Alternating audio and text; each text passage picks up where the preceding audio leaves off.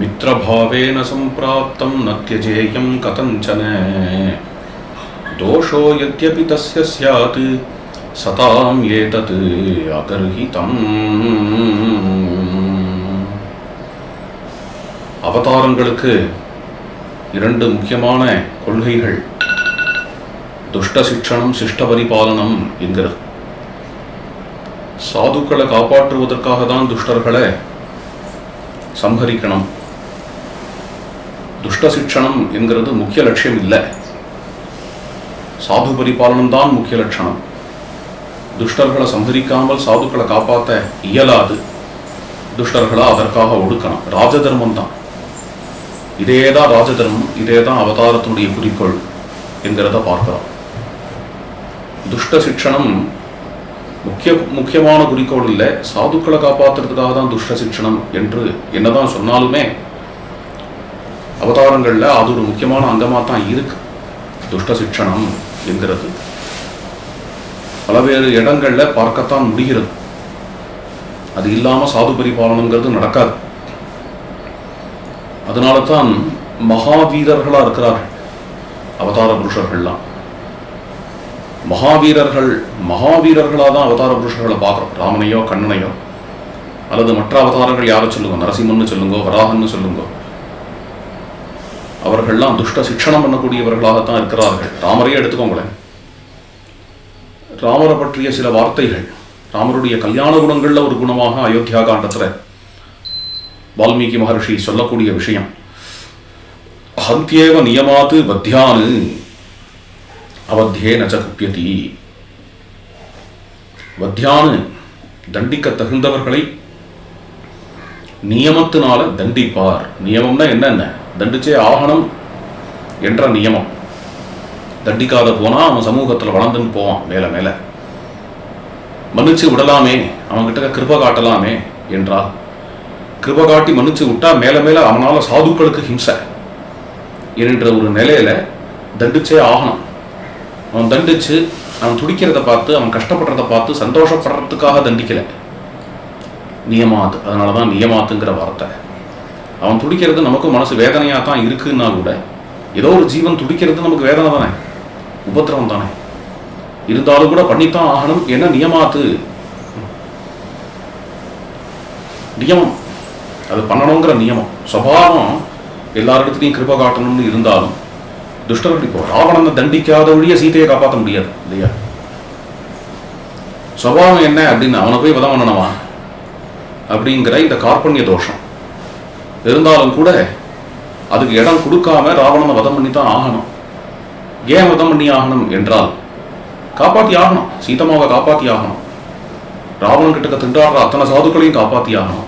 ராவணம் பண்ண அத்தனை ஹாலோகாஸ்டுக்கும் தண்டனை கொடுத்து ஆகணும் என்கிறதுனால ஹந்தியேவ நியமாத்து வத்தியானு, நியமம் இதுதான் க்ஷத்ரிய நியமங்கிறது. இங்க க்ஷத்ரிய தர்மம். மேலும் பார்த்தேன்னா இது மாதிரி பல ஸ்லோகங்கள் இருக்கு. நச்சாகம் மர்ஷயே பாபம் க்ஷத்ரியோகம் குலோத்பவா. ஏன் என்ன வதம் பண்ணாயின்னு கேட்கறான் வாலி.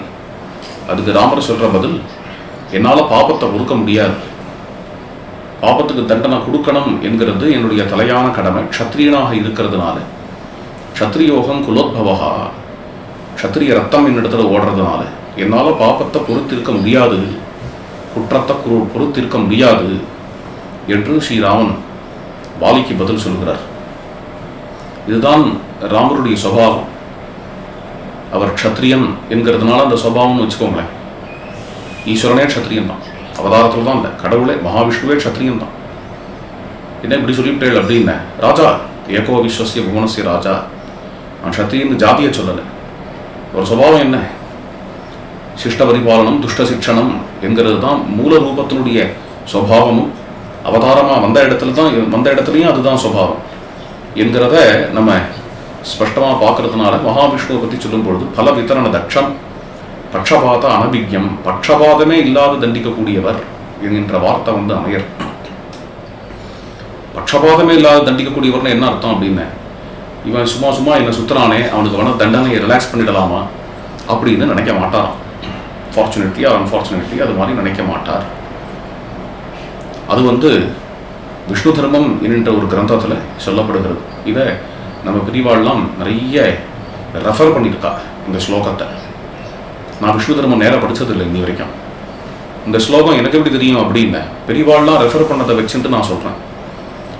என்ன சொல்கிறா அப்படின்னா பகவானே சொல்கிறதா வருது இங்கே. ஸ்ருதி ஸ்மிருதி மமைவாக்ஞா யஸ்தாம் உல்லங்கிய வர்த்ததேகே ஆக்ஞா சேதி மமத்ரோஹீகி மத்பக்தோபி ந வைஷ்ணவஹா யா யா யா.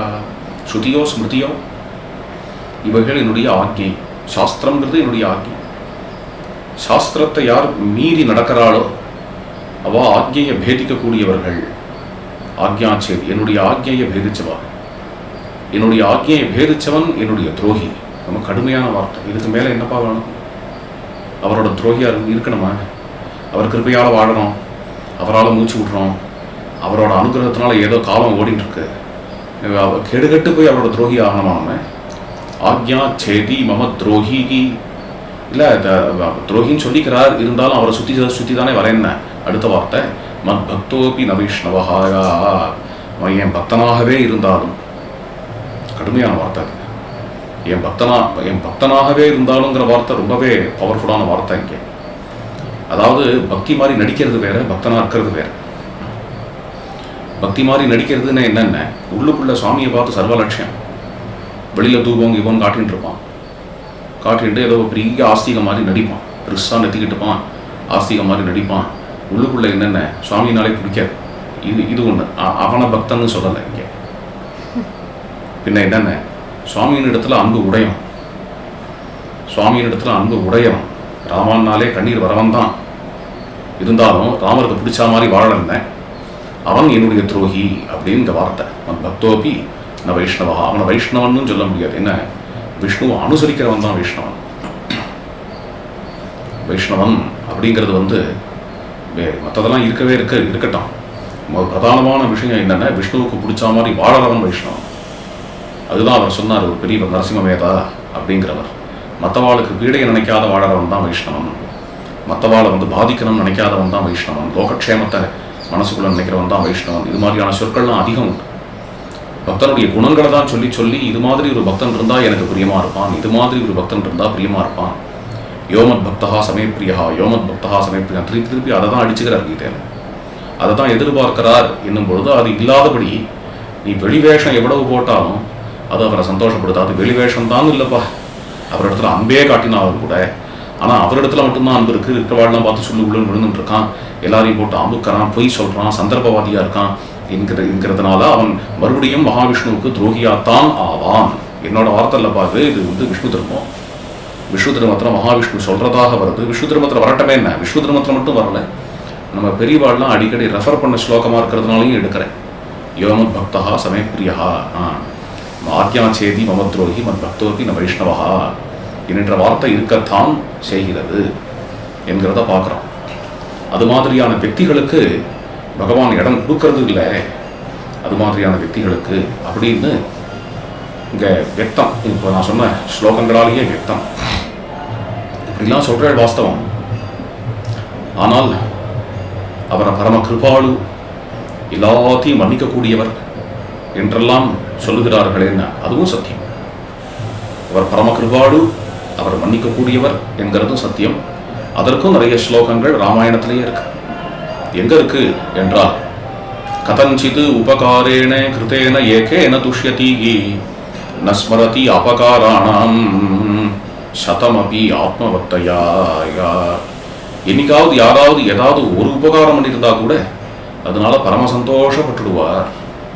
நஸ்மரதி அபகாராணாம், அபராதங்களை பற்றி அவர் நினச்சே பார்க்கறது இல்லை. எவ்வளவு அபச்சாரம் பண்ணாலும் எவ்வளவு அபராதம் பண்ணாலும் அதை ஒரே க்ஷணத்தை மறந்து போயிடுவார் என்கின்ற வாக்கியம் அவருடைய கருணையையும் பொறுமையையும் தான் காட்டக்கூடியதாக இருக்கு.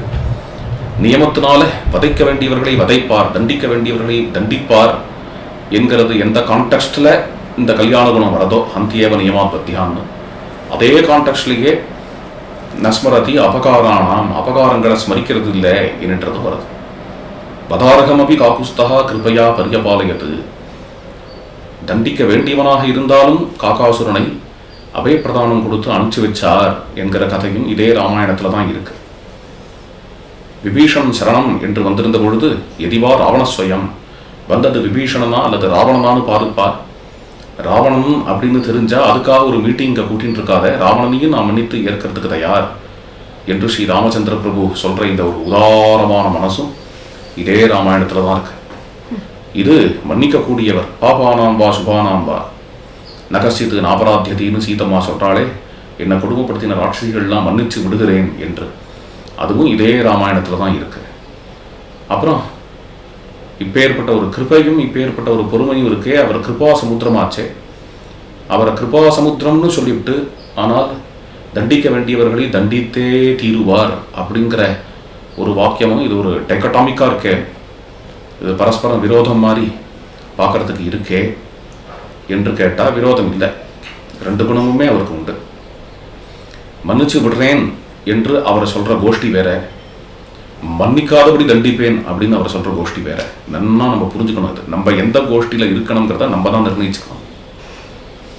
மன்னிச்சு விடுறேன்னு அவர் சொல்ற கோஷ்டி கிருபா சிந்து கருணா சிந்து எல்லாமே யார் விஷயமான பதிதர்கள் விஷயமாக.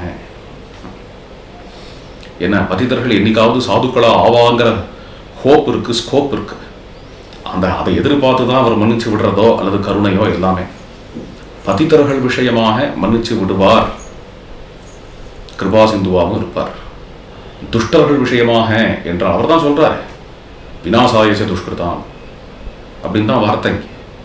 உத்தாரணாய துஷ்கிருதாம்னு சொல்லலை, விநாசாயச்ச துஷ்கிருதாம் என்றுதான் வார்த்தை.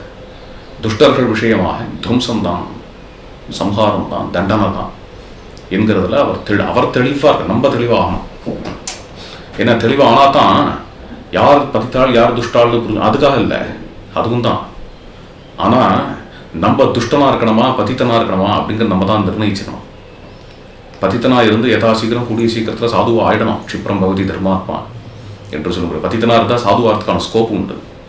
துஷ்டனா இருந்தால் கிடையாது. ஏன் கிடையாது? நான் தான் ஓப்பனிங் இல்லையே. நான் சாதுவாகணுங்கிற எண்ணமும் இல்லை, துஷ்டனா இருக்கிறதுல பெருமை இருக்கு. அப்படி தான் துஷ்டனே. துஷ்டங்கிறதுக்கான டெஃபினேஷன் என்னென்ன? நானும் துஷ்டனா இருப்பேன். சுற்றி யார் யாரெல்லாம் சாதுக்கள் இருக்காளோ அவள் எல்லாரும் துஷ்டாளத்துக்கு ட்ராக் பண்ணிட்டு இருப்பேன். இப்படி பண்ணிட்டே இப்படி இருந்தால் கூட தேவலாம். இப்படி பண்ணிட்டு அவர்கிட்டையும் வந்து அட்வான்டேஜ் எடுத்துப்பேன். சுவாமிகிட்டையும் வருவேன், அவரை சுற்றி சுற்றி வருவேன். வந்துட்டு அவர் பக்தனும் போட்டுப்பேன், அதுக்கேற்ற வேஷபூஷணங்களும் போட்டுப்பேன் என்ற நிலையில் இருக்கிறவனை மன்னிக்க மாட்டார். மன்னிக்க மாட்டார். வேதத்திலேயே வர வார்த்தை, நான் சொல்லலை. சமிந்திர கர்த்தபம் ருண நுவந்தம் பாப்பையா அமுயா அப்படின்னு பகவானை பார்த்து வேதம் சொல்றது. சமிந்திர கர்த்தபம் ருண நுவந்தம், நுவந்தம்னு ஸ்துவந்தம். உன்னையே ஸ்துதி பண்றவனாக இருந்தாலும் அமையா பாப்புயா அமுயா பாப்பையா இந்த ஒரு கெட்ட நடத்தை துஷ்ட சாரித்திரத்தில் இருக்கிறவனாக இருந்தால் அவனை நீ துவம்சம் செய்கிறாய் அப்படின்னு வேதம் பகவானை பார்த்து சொல்லக்கூடிய மந்திரம். இது ரொம்ப தெளிவு ரிக்வேத மந்திரம். அது மட்டும் இல்லை, அனதிகாரியாக இருந்து கொண்டு பெரிய அதிகாரத்துக்கு ஏத்தணும்னு நினைக்கிறவனை பகவான் எப்படி கீழே தள்ளுறான். மாயாவி உத்சிசிப்சதா இந்திரத்யாம் ஆருருக்ஷதா அவதஸ்யூன் அதூனுதாக. மாயாபின்னா ஒரு சீட்டிங் கேப்பபிலிட்டிஸ்னால சொதகா அனதிகாரியாக இருந்து கொண்டோம். ஆனால் உயர்ந்த பதவியை அடையணும், உயர்ந்த போஸ்டெல்லாம் போட்டுக்கணும், நான் பெரிய பாகவதோத்தமனாக்கம் அப்படின்னு ஹம்பக்கெல்லாம் பண்ணணும், நான் பெரிய பக்த சிரேஷ்டன் பக்த சிகாமணி அப்படிலாம் போட்டுக்கணும் என்று மட்டும் நினைக்கிறான். உள்ளுக்குள்ள முழுக்க அழுக்கு. அது மாதிரியான ஆளை பகவானே பார்த்து மேலே ஏற விடாதபடிக்கு கீழே அடித்து தள்ளுறான் அப்படின்னு ரிக்வேத மந்திரம். இதெல்லாம் கணிச்சு இதெல்லாம் பார்க்கும் பொழுது நமக்கு ஒரு விஷயம் தெளிவாகிறது. பதிதர்களை பகவான் டீல் பண்ணுற விதம் வேற, துஷ்டர்களை டீல் பண்ணுற விதம் வேற. பதிதர்களை எப்படி டீல் பண்ணுறான் அப்படின்னா இவரை மாதிரி டீல் பண்ணுறான். டாக்கு, நவ்ரோஜி டாக்கு மாதிரி. அதுவே துஷ்டர்களை எப்படி டீல் பண்ணுறான் அப்படின்னா சோட்டா ஹரிதாஸ் மாதிரி டீல் பண்ணுறான். இது என்னது இது அப்படின்னா கிருஷ்ண சைத்தன்ய மகாபிரபுவனுடைய சரித்திரத்தில் வரக்கூடிய 2 சம்பவங்கள். ஒரு சம்பவம் நவ்ரோஜி டாக்கு. இந்த நவ்ரோஜி டாக்கு ஒரு பெரிய கொள்ளையனாக இருக்கிறான், பயங்கரமான திருடன். அந்த வழியாக போகாதேங்கோ, வேறு வழி கொஞ்சம் லாங் டிஸ்டன்ஸ் இருக்குது, அது வழியாக போனாலும் பரவாயில்ல, இந்த காட்டுப்பாதை வழியாக போவேன்னா இங்கே தான் அந்த நவ்ரோஜி டாக்கு இருக்கான், போகிறவா எல்லாரையும் அடித்து கொண்டாவது அவள்கிட்ட இருக்கிறதெல்லாம் எடுத்துட்டுருவான் என்று சொல்கிறா. மகாபிரபு சொன்னார், அது எனக்கு ஒன்றும் பயம் இல்லைப்பா என்று சொல்லிட்டு ரொம்ப தைரியமாக நவ்ரோஜி டாக்கு இருக்கிற காட்டுப்பாதை வழியாக நடக்க ஆரம்பிக்கிறார். அப்படி நடந்து வரார். என்ன சங்கல்பமோ, பெரிய மகான்கள் இல்லையா, அப்படி நடந்து வரும்பொழுது என்ன ஆறுது அப்படின்னு தூரக்க நிற்கக்கூடிய நவ்ரோஜி டாக்கு யாரோ வரானேன்னு பார்க்குறார். வரவர் 2 கைகளையும் தூக்கிண்டு மனசுனால கிருஷ்ணஸ்மரணம் பண்ணிட்டு, ஹரே கிருஷ்ண கிருஷ்ண கிருஷ்ண ஹரே ஹரே, ஹரே ராம ராம ராம ஹரே ஹரே என்று நாம சங்கீர்த்தனம் பண்ணிட்டு ஆனந்த பாஷ்பம் விட்டு மேனி சிலெடுத்து வரார். தூரக்கேந்து பார்க்குற நவ்ரோஜி டாக்குக்கு முதல்ல எடுத்த உடனே இவங்கிட்டே இந்த ஏதாவது தேரும், இவனை வெட்டி கொள்ள அடிக்கலாம் அப்படின்னு தான் தோணித்து. கொஞ்சம் கொஞ்சமாக அவர் கிட்டக்க வர அவருடைய மதுரமான அந்த குரல், அவருடைய திருமேனியில் உள்ள சாத்விகமான பாவங்கள், அவருடைய கண்களில் உள்ள அந்த ஒரு ததும்பர பிரேமை, இது எல்லாத்தையும் பார்த்து கொஞ்சம் கொஞ்சமாக நவ்ரோஜி டாக்குனுடைய ஹிருதயம் சுத்தமாயிடுது. மெல்ல மெல்ல மெல்ல மெல்ல அவனிடத்தில் உள்ள தௌஷ்டியம், ராஜச தாமச குணங்கள் எல்லாம் போய் அவனுக்கும் உள்ளத்தில் உருக்கம் பிறந்து கண்களில் தாரதாரையாக கண்ணீர் வந்து மகாபிரபுவை பார்த்தோன்னே மேனி சிறெடுத்து அங்கேருந்து மகாபிரபுவனுடைய சரணாரவிந்தத்தில் விழுந்து அவனும் 2 கைகளையும் தூக்கிண்டு சைத்தன்ய தேவரோட நர்த்தனம் ஆட ஆரம்பித்தான். ஹரே கிருஷ்ண கிருஷ்ண கிருஷ்ண ஹரே ஹரே, ஹரே ராம ராம ராம ஹரே ஹரே. பீபாஜி மகாராஜாவுடைய சரித்திரத்தில் ரொம்ப நடக்கவே முடியாத ஒரு விஷயம் வருது. ஆச்சரியம், இப்படியும் ஒரு விசித்திரம் நடக்கலாம் அப்படிங்கிற மாதிரி.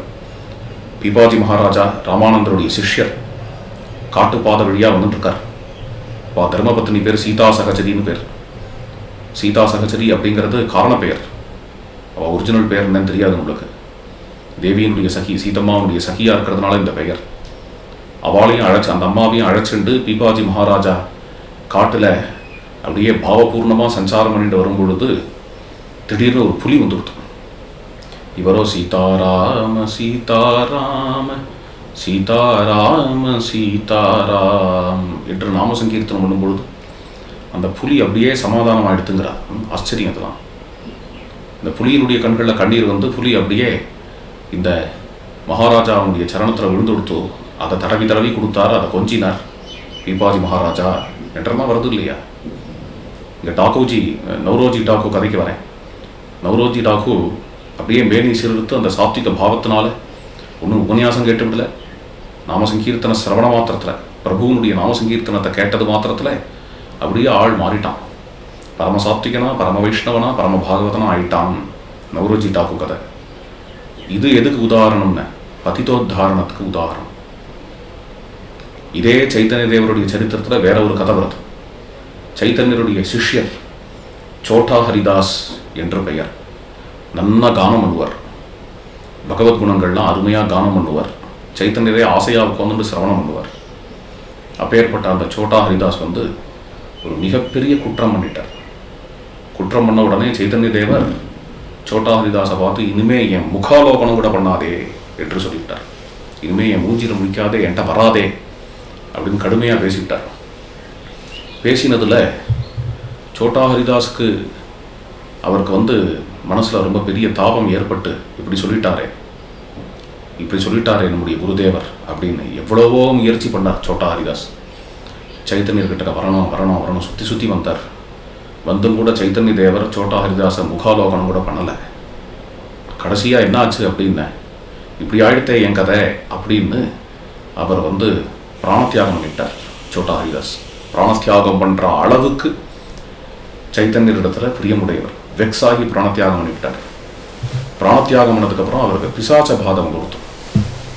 பிசாச்ச ரூபத்தில் சைத்தன்யரிடத்தில் வரார். இப்பயாவது சைத்தன்யர் முகாலோகனம் பண்ணுவாரான். அப்போ கூட சைத்தன்யர் முகாலோகனம் பண்ணாமல் இருந்தார். எந்த சைத்தன்யர் நவ்ரோஜி டாக்கு எடுத்து கட்டிண்டு தன்னோட மடியில் போட்டுட்டாரோ அதே சைத்தன்யர் சோட்டா ஹரிதாஸ் விஷயமா இப்படி நடந்துட்டதுக்கு காரணம் என்ன என்றால், என்னத்தான் சுற்றி வரட்டும், என்னத்தான் பிரியமே வைக்கட்டும், அந்த சோட்டா ஹரிதாஸுக்கு ஹிருதயத்தில் அது வரைக்குமா அந்த ஓப்பனிங் வரலை. அது அலாதியாக இருக்கு.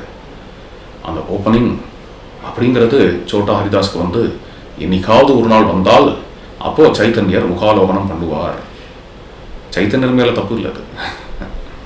என்ன இவங்க சுற்றி தான் வரான் பாவம் என்ன. ஆனால் பாவம் நான் சொல்கிறேனே தவிர அவர் நினைக்கல. அவர் அவ்வளோ ரிஜிடாக தன்னோட ஹிருதயத்தை வச்சுட்டார் அப்படிங்கிறத பார்க்குறான். அதற்கு ஒரே காரணம் என்ன, இப்படி அவர் இருந்ததுக்கு காரணம் என்ன என்றால், அந்த பயலுக்கு இன்னும் வந்து அவர் எதிர்பார்க்குற ஓப்பனிங் வரலைங்கிறது அவன் குற்றம். ஓப்பனிங் வரலைங்கிறதுனால அவ்வளோ ஒரு நைஷ்டூரியத்தோடு இருக்க வேண்டியிருக்கு அப்படிங்கிறத அவதார புருஷாள் மகாபுருஷாள் அவளுடைய சரித்திரத்திலேயே நம்ம பார்க்க முடிகிறது. அதனால நான் வந்து அந்த விஷயத்தில் அது சோட்டா ஹரிதாஸ்லாம் விடுங்கோ, நம்ம சோட்டா ஹரிதாஸாக இருக்க போகிறோமா நவரோஜி டாக்குவாக இருக்க போகிறோமாங்கிறது நம்ம கதையை தான் நம்ம பார்க்கணும். அதனால அந்த விஷயத்தில் வந்து நம்ம எவ்வளோ ஜாக்கிரதையாக இருக்கணும். வெறும்ன பூஜை பண்ணிட்டதுனால மட்டும் சுற்றி வந்துவிட்டதுனால மட்டும் அவன் அபய பிரதானம் பண்ணலான்னா துரியோதனனுக்கே தாராளமாக பண்ணலாம். துரியோதனன் அப்படி தான் ஒரு பூஜை பண்ணணும்னு ஏற்பாடெல்லாம் பண்ணி வச்சுருந்தான் கண்ணபிரானுக்கு. உத்தியோக பிரபாவில் சுற்றி வந்தான். ஆனால் கண்ணன் துரியோதனை புறக்கணித்ததுக்கு ஒரே காரணம், தன் ஹிருதய பிரகாரம் தாம் பிடிச்ச பிரகாரம் தனக்கு எது பிடிக்குமோ அது பிரகாரம் வாழலை. வாஸ்தவத்தில் சொல்லணும்னா சரணாகதி தான் பக்தி. சரணாகதிங்கிறது என்னென்ன, அவருக்கு பிடிச்ச மாதிரி வாழறது. அனுகூல்யசிய சங்கல்பா. பக்திங்கிறது என்னென்ன, அவரை பிடிச்சிருக்கிறது. ரெண்டும் இல்லையா. ஒருத்தரை நமக்கு பிடிச்சிருக்கு அப்படிங்கிறதுல நமக்கு முக்கியமாக பண்ண வேண்டியது என்ன, எதுன்னா அவருக்கு பிடிச்ச மாதிரி நாம் இருக்கிறது. அது இல்லாத போனால் அவரை நமக்கு பிடிச்சிருக்கிறது அப்படிங்கிறதே கபட்டம் தான், வாயா வார்த்தையாக சொல்கிற விஷயம்தான். மற்றவாழ்கிட்ட போய் நான் வந்து அவருக்கு நான் ரொம்ப வேண்டியவன், அவருக்கு நான் ரொம்ப பிடிச்சவன், எனக்கும் அவரை ரொம்ப பிடிக்கும் அப்படின்னு சொல்கிறது மூலமாக மற்றவாகிட்ட ஒரு ட்ரஸ்ட்டை நம்ம ஏற்படுத்திக்கலாமே தவிர அவர் விஷயமா என்னென்ன, அவர் சுவாமி, அவருக்கு தெரியும் நம்ம ஹிருதயம் எவ்வளோ சுத்தம் எவ்வளோ அசுத்தம் எல்லாமே தெரியுங்கிறதுனால அவரை போய் நம்ம ஏமாற்ற முடியாதுப்பா. அவரிடத்துல ஒழுங்காக நடந்துட்டு ஆகணும் அப்படின்னு அவர்கிட்ட போய் சும்மா வாயா வார்த்தையாக உன்னை பிடிச்சிருக்கு அப்படின்னு சொன்னால் மட்டும் போகாது, அல்லது மேலோட்டமான மனசுனால அவரை பிடிச்சிருந்தாலும் போகாது. அங்கே என்ன வேண்டியிருக்குன்னு அவரை பிடிச்சிருக்கு, நிஜமாக எனக்கு அவரை பிடிச்சிருக்குன்னா அதுக்கான பிரதான லட்சணம் அவருக்கு பிடிச்ச மாதிரி நான் இருக்கணுங்கிறது தான். அவருக்கு பிடிச்ச மாதிரி நான் இருப்பேனா, அவருக்கு பிடிச்ச மாதிரி நான் இருந்த தேவையில்லைன்னு நினைப்பேனா, அப்போ தான் நம்மளை கணிசிப்பார் என்கிறது. இவ்வளவும் இப்போ வரைக்கும் பகவத் விஷயமாக சொல்லின்னு வந்துட்டேன். சீதா லோக விஷயத்துக்கு வருவோம். இந்த தோஷோ யத்யபி தஸ்ய ஸ்யாது அப்படிங்கிற வாக்கியம் சரியாக புரிஞ்சுக்காத போன ஒரு மிஸ்லீடிங்கான வாக்கியம் அப்படின்னு அன்றைக்கே நான் சொன்னேன்.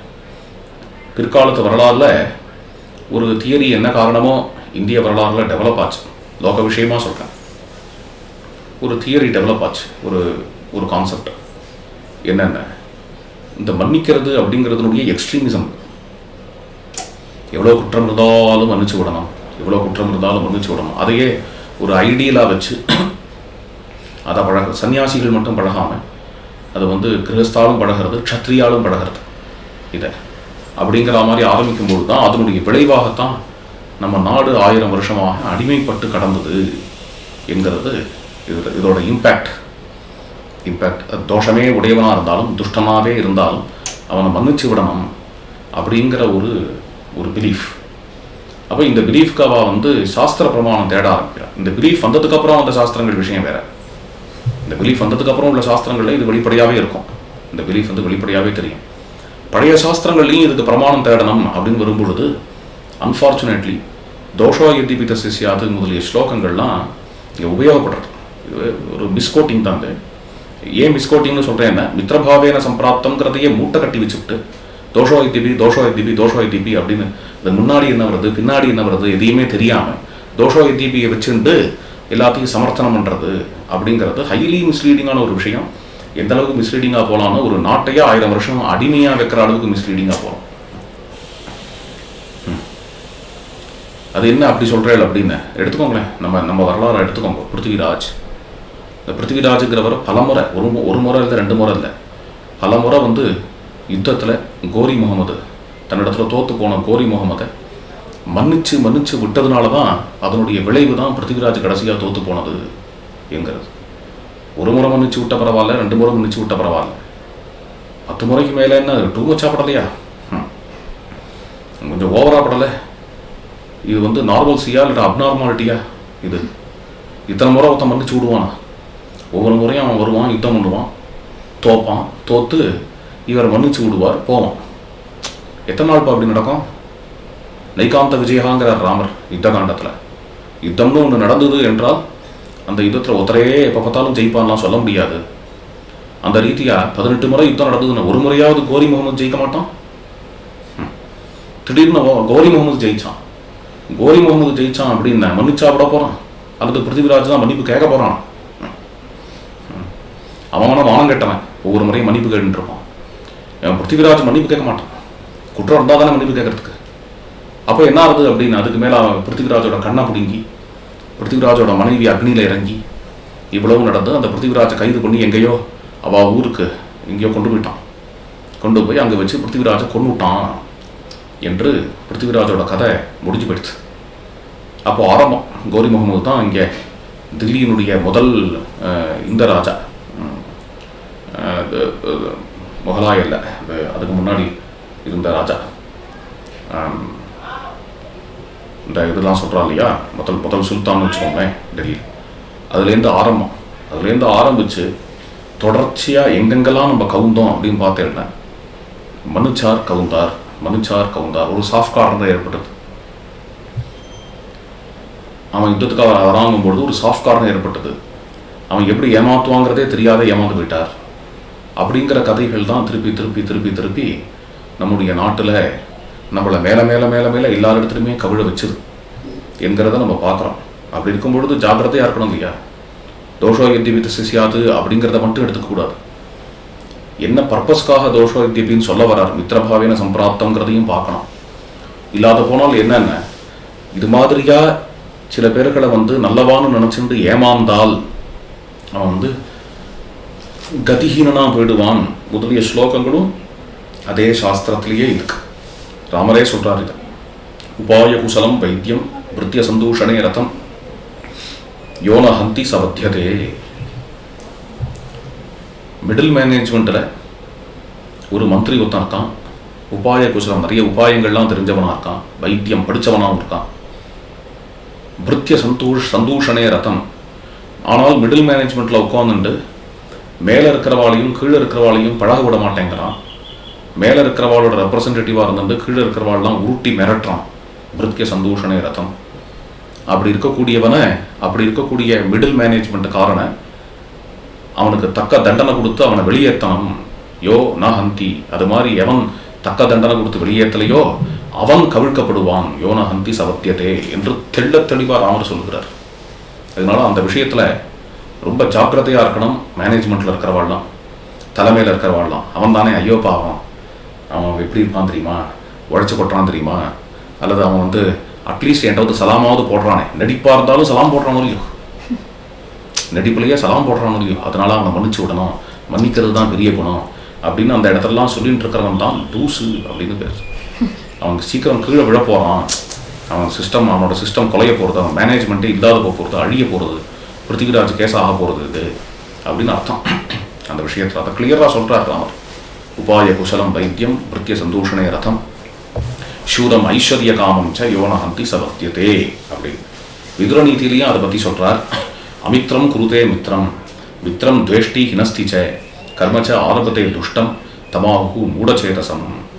இவன் சத்ருவாக இருந்து காலவாரம்னு நினைக்கிறானோ அவனை மெனக்கட்டு அழைச்சி ஃப்ரெண்ட் ஆக்கிக்கிறது அப்படிங்கிறது தான் வஜ்ரமௌத்தியத்தினுடைய ஒரு ஃபீச்சர் அப்படின்னு விதுரர் அழகாக சொல்கிறார். இந்த ஸ்லோகங்கள்லாமும் நமக்கு என்னத்தை காட்டுறது என்றால் ரொம்ப ஜாக்கிரதையாக இருக்கணும். அது மாதிரியான వ్యక్తిகள்கிட்ட ஜாக்கிரதையாக இருக்கணும். அந்த இடத்துல தோஷோ யத்யபித் சிஷ்யாத்ங்கிற ஸ்லோகம் பிரமாணம் ஆகாது. அது வந்து ஒரு மிஸ்ட்ரி. ஏன்னா சில இடங்களில் சில பேர் தோஷோ யத்யபித் சிஷ்யாத்ங்கிற ஸ்லோகத்தை மிஸ்கோட் பண்ணி அதனால் ஒழிஞ்சு போனவாளை நான் பார்த்துருக்கேன், என் கண்ணாலேயே பார்த்துருக்கேன்.